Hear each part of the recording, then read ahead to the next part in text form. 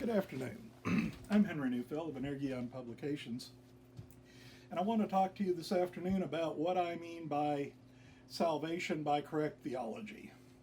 See, in the old times, we started out with the idea of sacrifice.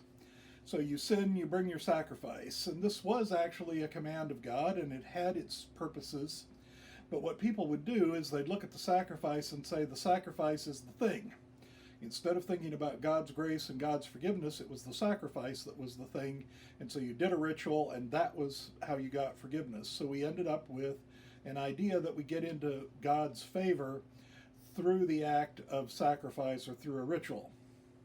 Now, in early Christianity, we started to head in another direction, which was that we would be saved by accomplishing the right set of good works.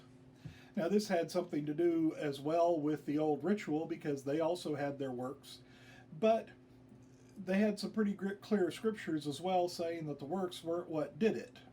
Well, in Christianity, we started to go back the same way. Now, why did we do that? It's because it's easier to believe that you can work your way into God's favor than it is to realize that you're dependent on His grace. So we had then a salvation by works, and we had ways of measuring merit, and you would collect merit, and if you didn't have enough merit, you would be in trouble. So you had these various kinds of things. This would lead to things like penances and so on. Very natural sort of a human reaction.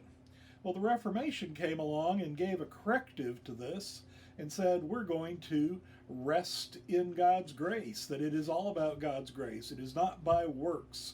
And so this was built largely on the writings of Paul, and Paul certainly says this sort of thing. It's not by works. He says that repeatedly.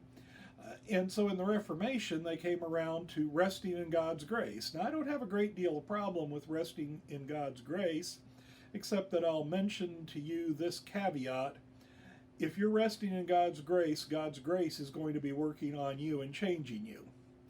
So it is a rest, but it's also a case of being under the care of the great physician.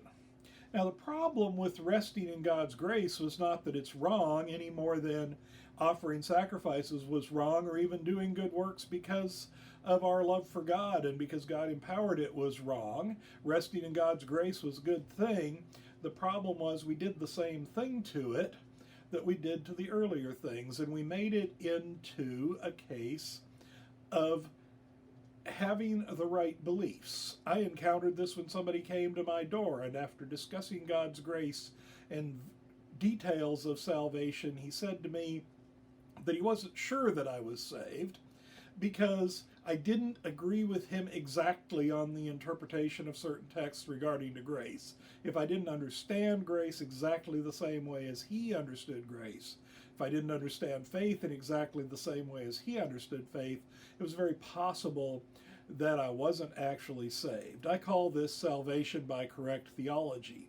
Instead of worrying about whether we've performed the same rituals or worrying about whether we've performed the right works, we are now worried about whether we intellectually understand all of the right doctrines.